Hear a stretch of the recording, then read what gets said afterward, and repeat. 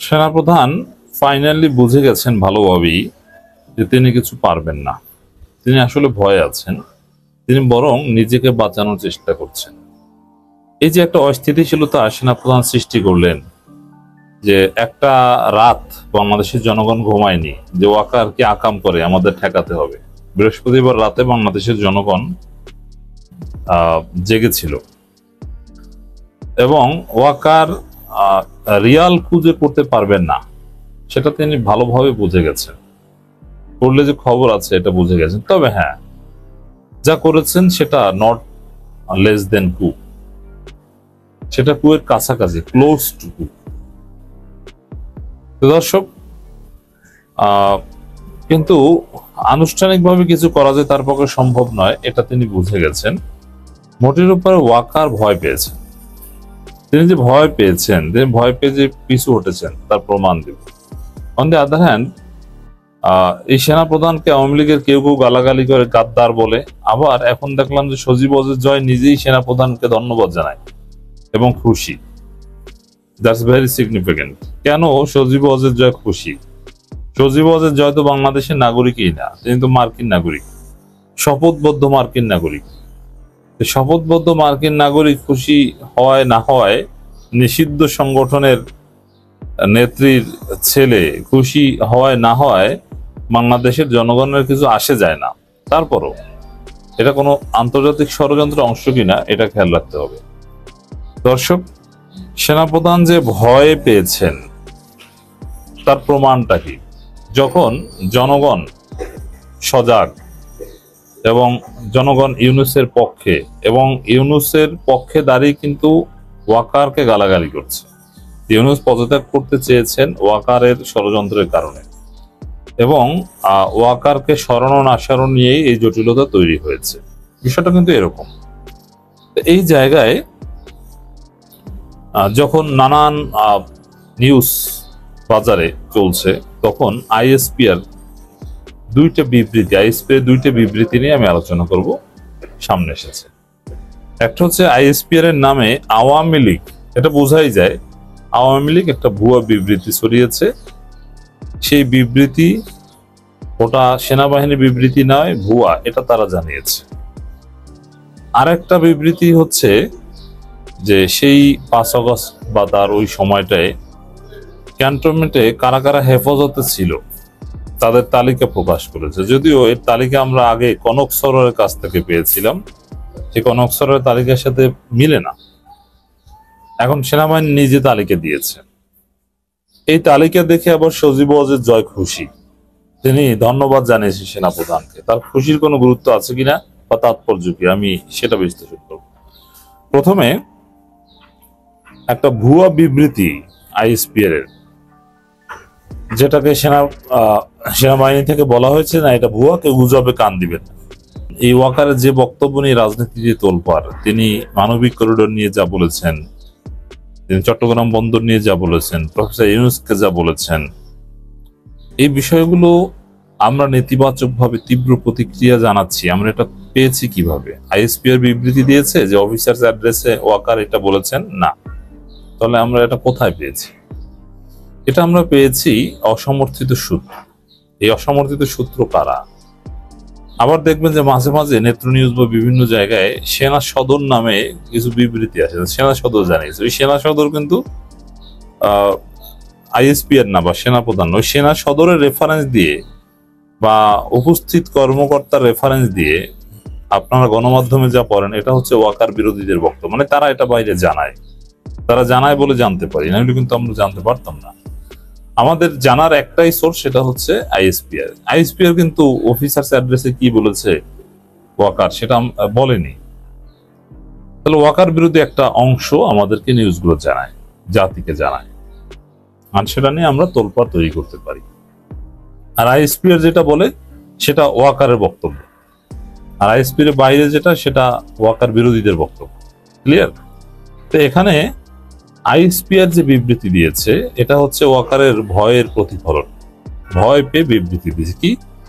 আওয়ামী লীগের লোকজন একটা ভুয়া বিবৃতি ছড়িয়েছে, সেনাবাহিনী অনেক ধৈর্য ধরেছে, আর ধৈর্য ধরবে না, কোনো মব তারা মানবে না, এই যে ঢালাও মামলা, ঢালাও গ্রেপ্তার, এটা চলবে না, এখন দেখেন ঢালাও মামলা, ঢালাও গ্রেপ্তার, এগুলো নিয়ে কনসার্ন কার? আওয়ামী লীগ। অতএব এটা আওয়ামী লীগের বিবৃতি, গুজব। কারণ এটা বলছে যে গুজব, যেমন জনগণকে গুজবে কান না দেওয়ার অনুরোধ করেছে বাংলাদেশ।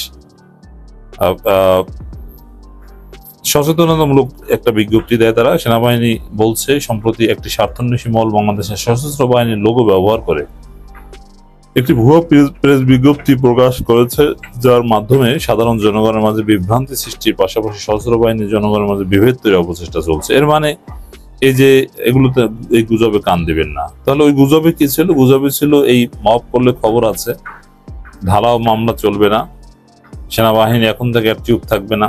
এর মানে এই জায়গাগুলো ঠিক না, সেনাবাহিনী এগুলো নিয়ে কোনো কথা বলছে না। বুঝতে পারছেন? ভয়ে এই বিবৃতি দিয়েছে।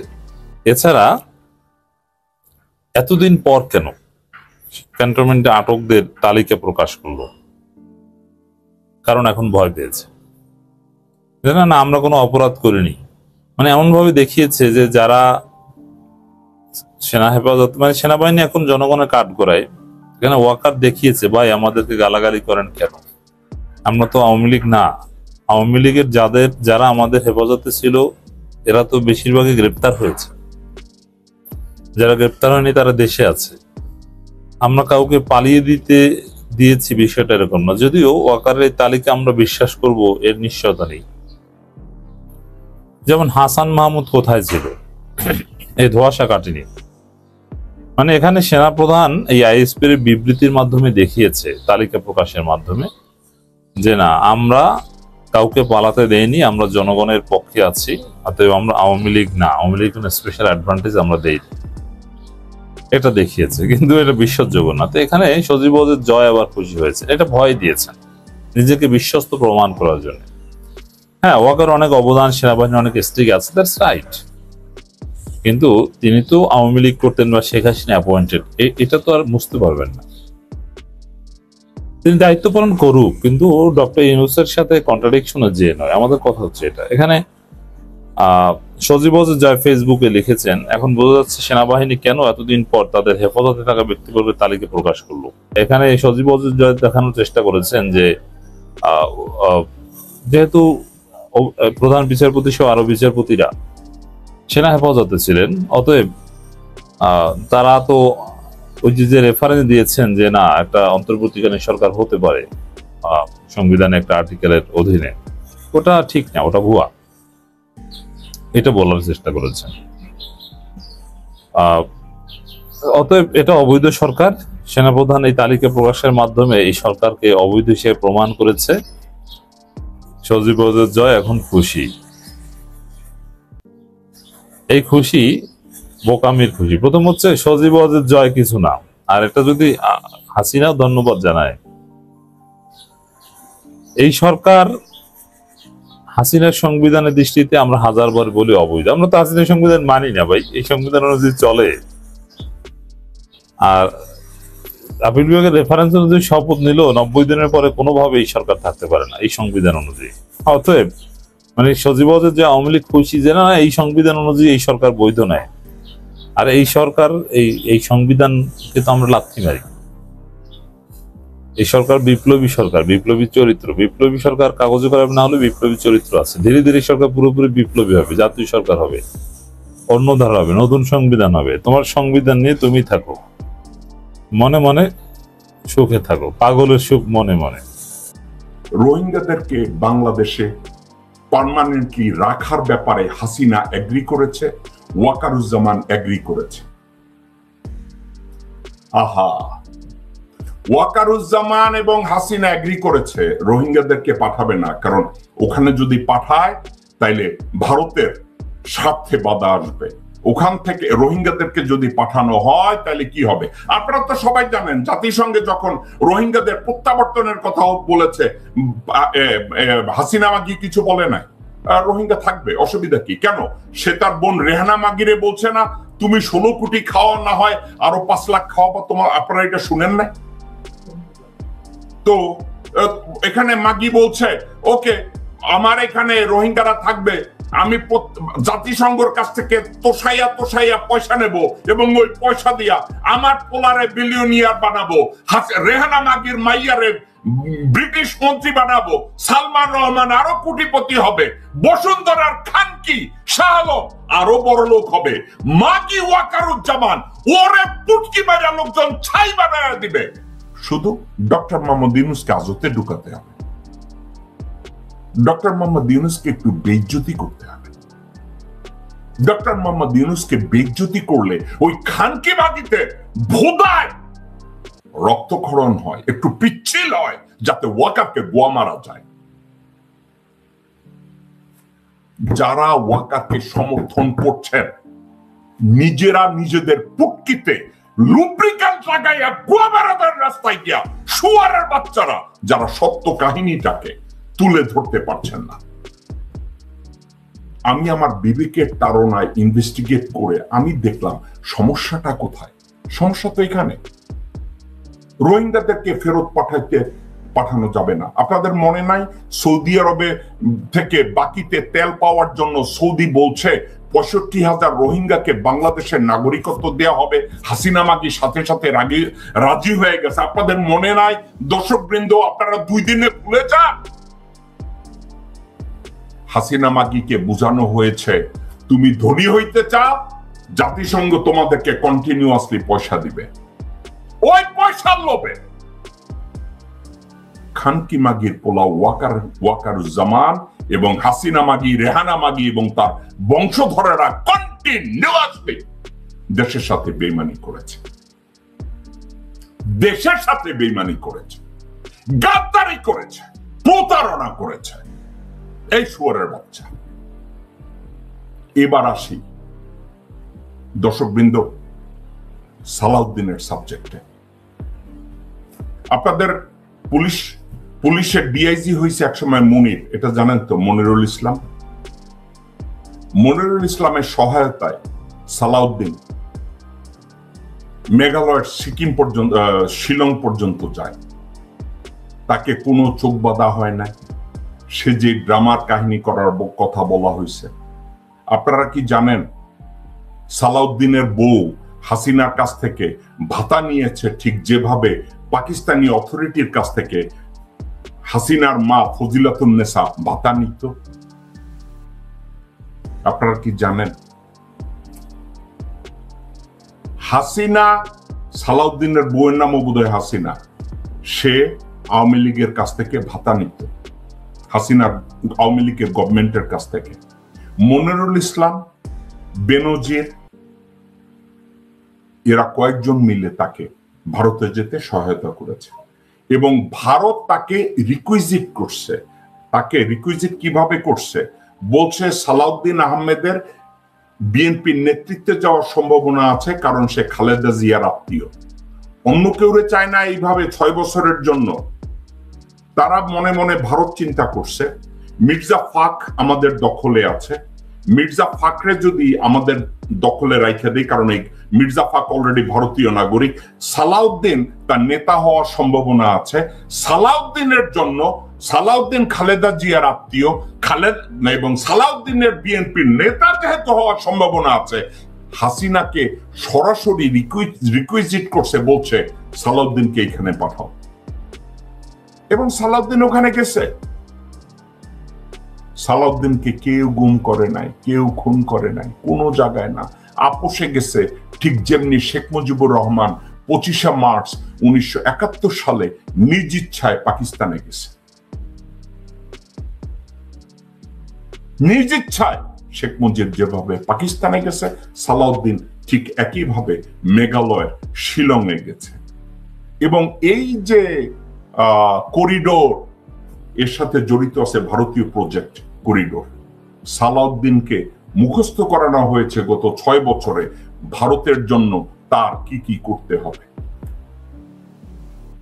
শিলংয়ে সবকিছু তাকে বুঝিয়ে দেওয়া হয়েছে। বাংলাদেশের এই সাইডে ভারত এই যে প্রজেক্ট করছে, প্রজেক্টের দায়িত্ব, কন্ট্রাক্ট, পয়সা, চাঁদাবাজি সালাউদ্দিনকে দেওয়া হয়েছে, এই ওয়াদা করা হয়েছে। এবং এর ওয়াকার যদি এখনো সেনা প্রধান থাকে, তাকেও ওখান থেকে ভাগবাটোয়ারা দেওয়া হবে, কারণ ভারতের সড়ক উন্নয়ন কর্তৃপক্ষ ওয়াকারের সাথে যোগাযোগ করে, কারণ ভারতের মন্ত্রণালয় এই ব্যাপারে ওয়াকারের কাছ থেকে অ্যাপ্রুভাল দেয়। দর্শকবৃন্দ, আমি আপনাদেরকে 5ই আগস্ট থেকে বলেছি আমি ওয়াকারকে বিশ্বাস করি না। কেন বিশ্বাস করি না? প্রথম দিন ওয়াকার যখন বডি ল্যাঙ্গুয়েজে সে যখন ভাষণ দিল, প্রত্যেকটা হত্যার বিচার হবে, বিডিআর হত্যার বিচার হবে, আপনারা আমার উপরে আস্থা রাখুন, আমার উপরে আস্থা রাখুন, বিশ্বাস করুন, ও যখন এই কথা বারবার রিপিট করছিল, আমি জানি ও খানকিমাগির পোলা। কারণ মিথ্যাবাদীরা বারবার বলে আমাকে বিশ্বাস করুন। মিথ্যাবাদীরা, ডায়াবলিক লায়ার, প্যাথোলজিক্যাল লায়ার, খানকির পোলা, তারা প্রায় বলে আমারে বিশ্বাস করুন, আমার উপরে আস্থা রাখুন। যখন এই কথা বলছে আমি দেখছি হ্যাঁ এ মাগির পোলা, এ পুরাপুরি বেশ্যা। এবং এই বেশ্যা মাগির পোলা আবার ধরা পড়ছে। টিংটিঙা এক অনলাইন এক বেটা ভিডিও বানায়, হ্যাঁ নিজের তদন্তকারী সাংবাদিক কয় চেটের বাল, 2 পয়সা হইলেও পাশার কাপড় খুলে দেয়। টেলিফোনে ওয়াকার তার লগে একটু পিডির করছে। এখন এই বলদে মনে করছে এই পিডির করছে না, এই বলদে মনে করছে ওয়াকার বোধহয় তারে চুমা দিব। এই বলদ পাশা ছাড়ে না ওয়াকারের। ওয়াকার যদি এক সময় ডাইকা বলে তোরে মন্ত্রী বানাবো, তোরে অ্যাম্বাসেডর বানাবো, এই জন্য এখনো ওয়াকার নামা গাইয়ে বেড়ায়। যেদিন ওই ইন্টারভিউতে বলছে হাসিনা যে 5 তারিখে যাবে, ওইটা সে জানতোই না। মিথ্যা কথা কাহাকে বলে? অথচ আগস্ট মাসের 1 তারিখ থেকে 4 তারিখ পর্যন্ত ওয়াকার হাসিনার বাক্স পেটারা বাইন্দা দিছে, গুছায় দিছে, টাকা দিছে, স্বর্ণ দিছে, জহরত দিছে, বাংলাদেশ ব্যাংকে লকার কইলা যা চাইছে হাসিনা সব দিছে। অথচ ওই ইন্টারভিউতে, টেলিফোন ইন্টারভিউতে ওয়াকার বলছে সেগুলো জানি না হাসিনা যে ওই দিন যাবে। আমি জানতাম এটা খানকির পোলা, সে মিথ্যা কথা বলে। আমি জানতাম সে বহুরূপী শয়তান। আমি জানতাম সে একটা নাখান্দা বেঈমান। আমি জানতাম সে একটা মির্জাফর। আমি জানতাম সে সুযোগের অপেক্ষায় আছে। দর্শকবৃন্দ, ওয়াকার বলেছে যে সে আর্মি যখন জনগণের উপরে গুলি চালায় জুলাই মাসে, সে বলছে এগুলো সে জানে না এবং আর্মিদের সম্পর্কে, তার এই অ্যাটাক সম্পর্কে তার কোনো ধারণা নাই, এটা ঘটে নাই। দর্শকবৃন্দ, ওয়াকার তখন আর্মি চিফ। অথচ মাগির পোলা বলে সে আর্মিকে খারাপ বলা যাবে না। এই মাগির পোলা বলে আর্মিকে খারাপ বলা যাবে না। শুনেন, আবার দেখেন, দেখেছেন ওয়াকার জুলাই মাসের 23 তারিখ 24 তারিখে আর্মি চিফ কে ছিল?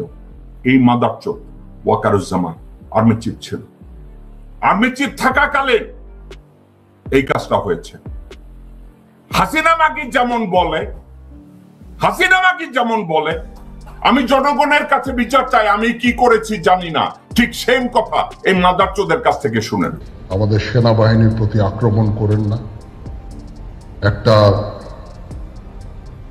কমন জিনিস আমি দেখতে পাচ্ছি, সেনাবাহিনী এবং সেনা প্রধানের প্রতি বিদ্বেষ কারো কারো। কি কারণে আজ পর্যন্ত আমি এটা খুঁজে পাইনি। আমরা হচ্ছে একমাত্র ফোর্স যেটা আপনাদের জন্য কাজ করে যাচ্ছি। ওনারা হচ্ছে একমাত্র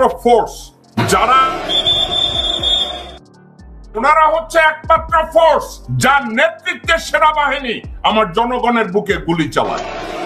এই সেনাবাহিনীর প্রধান তখন কে? ওয়াকার। আবার দেখেন এই সেনাবাহিনীর গুলি কে চালিয়েছে? ওয়াকার।